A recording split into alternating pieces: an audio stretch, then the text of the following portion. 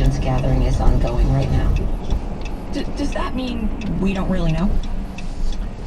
Well, I don't know. It may mean that she feels constrained to not say too much, but I think there are two kinds of threats. There's the physical threat, the kinetic threat if something fell or something, and there's the intelligence threat. There is a threat if a Chinese balloon is, slowly making its way across Canadian territory and collecting intelligence. And as I was trying to imply, I suspect their main concern was military bases. But knowing more about critical infrastructure is very important, because if we ever come to the point where they're contemplating kinetic action, and I don't think they are today by any measure of means, the more they know about how we're structured, how we're organized, who does what to whom, the more useful it is. When you say kinetic action, I just want to be crystal clear here. You mean something physical? Yeah, some sort of attack, for instance, on critical infrastructure. Could be the electricity grid or something like that. The opposition parties in Ottawa have taken the government to task for not being more forthcoming about all of this. You obviously come at this from a particular perspective. Do you appreciate their point that the government could be saying more? I do. I mean, it's in fact one of my hobby horses. I don't think that Canadians know enough about national security. I don't think we think about them enough. And that's in part because governments, plural, not just Mr. Trudeau's government, but governments over the decades have taken the view that you deal with national security and you don't talk about it. The US, Australia, the UK, all discuss this, let out a bit more information than we do. And I think you can do this without revealing real intelligence secrets. And we seem to have taken the view that less is better. It's an approach, it's justifiable, but I think particularly because Canadians don't feel threatened overall, we don't worry about these things, and if you don't worry about them, you don't think about them. If you don't think about them, you don't plan to deal with them. And I think in the medium to long term, that's not a good thing. So I do think we could be more open, again, without revealing any real secrets. I find that fascinating. I wonder, you've been in those rooms. You have made the case, without getting into specifics, that more should be disclosed and there's pushback? No, I have, as have some of my colleagues, but putting words in the mouth of a prime minister is not a particularly smart thing, so I hope Mr. Harper will forgive me, but when I worked for him, I extrapolated that his view was, you promote the national security, you deal with it, but you don't talk about it. That was his government's general view. I don't think Mr. Trudeau's view is a great deal different, and as I said, it's an understandable position, but I think in a democracy in 2023, it's helpful if citizenry understand more what's going on in the national security area. But I think your program, other things in the media help. But until Canadians have a real feel for the extent to which we are threatened, governments know this, they know there are no votes, and if there are no votes, there are no resources, and they don't talk about it. So in some ways, it's a bit of a loop. And I believe that we are threatened. We're threatened on the cyber front. We've just had this balloon. The Chinese are becoming much more adversarial in their relations. I could go on. But I think the average Canadian doesn't think about this. And I don't mean by this that somebody in Lower Mandible, Manitoba has to get up in the morning and start worrying about it. But people in the US, the UK, France, Germany, for different reasons, worry about national security more than we do. And I don't necessarily believe that we have to go that far. But right now, absent a crisis or something, I don't think the balloon is a crisis, but something like the balloon, we really don't talk about it at all. Fascinating discussion. Thank you so much for your time. My pleasure. That was Dick Fadden, former National Security Advisor to 2 Prime Ministers and the former head of Canada's spy agency. That is it for us this week. Our crew on the house is Kristen Everson, Emma Godmere, and Christian Paz Lang. Our senior producer is Jennifer Chevalier. I'm Catherine Cullen. Thanks for listening.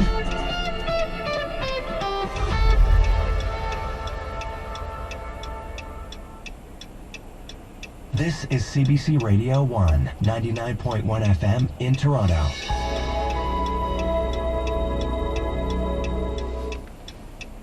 Friends, I'm Elamine Abdelmahmoud, host of the new show Commotion. If you don't know about us yet, well, we are your daily deep dive into the biggest stories coming out of the world of pop culture, art, and entertainment. And luckily, I'm not going to be doing it alone, okay? I'll be joined by some brilliant culture writers and thoughtful superfans. Consider this your invitation to join the group chat. Check out my brand new show Commotion, weekdays at 11:30 in Newfoundland on CBC Radio 1 and CBC Listen.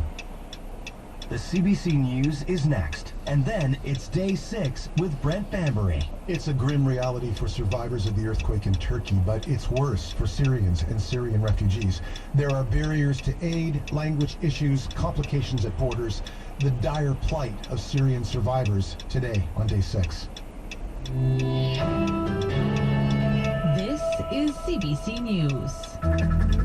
From CBC Toronto, here is your news at 10 o'clock. Right now it's -3 and mostly cloudy in the city. Good morning, I'm Sarah McMillan. Cameras flashed as Toronto Mayor John Tory walked into his City Hall office late last night. Moments later, he announced he is stepping down as mayor. Tory admitted to having an inappropriate relationship with a member of his staff. The relationship developed during the pandemic. I recognize that permitting this relationship to develop was a serious error in judgment on my part. It came at a time when Barb, my wife of 40 plus years, and I were enduring many lengthy periods apart while I carried out my responsibilities during the pandemic. As a result, I've decided that I will step down as mayor so that I can take the time to reflect on my mistakes and to do the work of rebuilding the trust of my family. Tory says the relationship with the staffer ended earlier this year. The Toronto Star first reported the affair shortly before the mayor's announcement. According to the paper, the staffer was a 31-year-old woman who no longer works in the mayor's office. Tory is 68. He will help transition the role to Jennifer McKelvey, who is now expected to become Toronto's acting mayor until a by-election is held. Tory's abrupt resignation is prompting strong reaction from his fellow members of City Council. Dale Manupduck spoke with one veteran councillor and another in their first term. I feel terrible for everybody involved, but I feel very badly for our city because everyone's thrown for a loop here. It's Friday night at 8:30. That's longtime Toronto Danforth councillor Paula Fletcher. She says John Tory had a lapse of judgment and that he has had a high moral standard on everything. Fletcher was also a sitting councillor during Rob Ford's time in office when he was plagued by controversy. Council had to step in and be calm and cool and take the reins and show that we have the best interests of the city at heart. The budget is coming next week. It's the mayor's budget. Fletcher says that the city of Toronto needs a strong council, not a strong mayor, referencing the extraordinary powers given to Tory ahead of his third term by Premier Doug Ford. Strong council, not a strong mayor. Sentiment echoed by first-term councillor Jamal Myers. He had a very strong mandate. Whatever your differences with the mayor, he was very well respected on all sides. I think right now it's really just, having council come to help navigate the city through these unprecedented times. Dale Manupduck, CBC News, Toronto. The number of people killed in Monday's earthquakes in Turkey and Syria has surpassed 24,000. While there are still miraculous rescues of people trapped for days under the rubble, hope is fading there will be many more found alive. Much of the effort is on finding food and shelter for survivors. In Syria, the ongoing civil war is making that difficult. Fabrizio Carboni is with the Red Cross. I believe that probably more access would help and facilitate and speed up the distribution of the assistance, but talking cross-border versus cross-line, it's a way to politicize humanitarian access. And we've seen it for many years. I think what we need to focus now is on people. The one who can get first should just go for it. The United Nations is calling for an immediate ceasefire to allow aid to get in.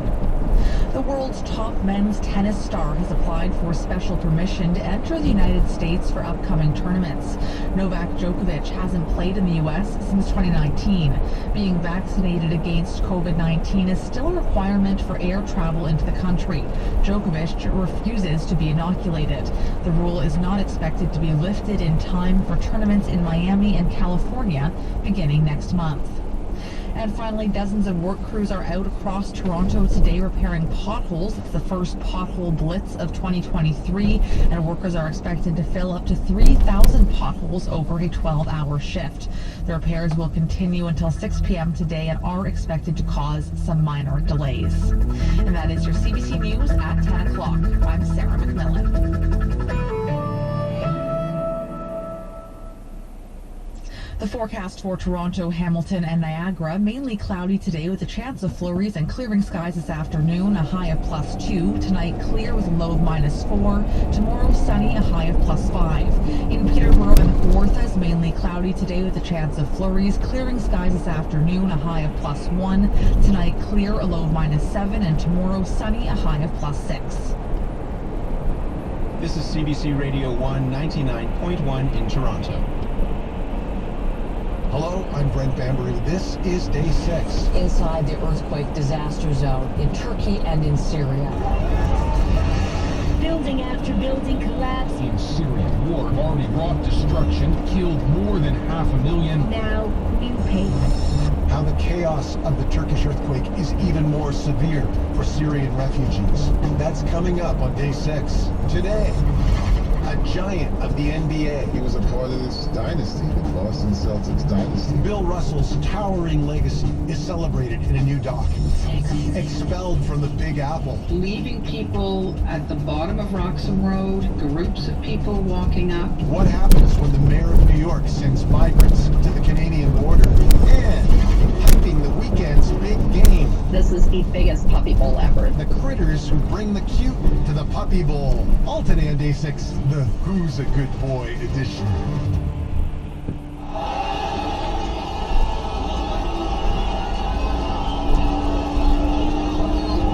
A huge crowd in northern Syria cheering with relief and joy as 2 young girls trapped in the rubble of Monday's earthquake were pulled out alive. More than 20,000 people were killed in the earthquake that struck southern Turkey and northern Syria. It was the deadliest to hit Turkey since 1939, and it hit one of the world's largest refugee populations head on. There are millions of displaced Syrians living on both sides of the border between Turkey and Syria, the area hit hardest by the quake. Zeina Arheim is a Syrian journalist who grew up in Idlib in northern Syria. She spent time as a refugee in southern Turkey, and her mother was there when the earthquake struck. Zeina Arheim is now living in London, England. Zeina, good morning. Welcome to the program. Thank you. I understand your mom is in Istanbul now, having made it out of Gaziantep in southern Turkey. How is she doing? Well, finally she's warm. She's been cold for the last 5 days, although she took most of her clothes and a couple of blankets with her, but it's freezing and still snowing in southern Turkey. So now she's warm and she's safe, which is such a relief. And how complicated was it for her to make that journey? It was very complicated on all levels. I mean, we're privileged that we have friends who have car, many others don't. And again, I think she was privileged to have me who's able to pay for all of these expenses and cover a hotel in Istanbul, as the prices of accommodation has been tripled since the earthquake. And above all that, because my mom is a refugee in Turkey, she needs a permission to travel within Turkey from the governor. And we've heard about some cases that they were returned because they don't have that permission, which is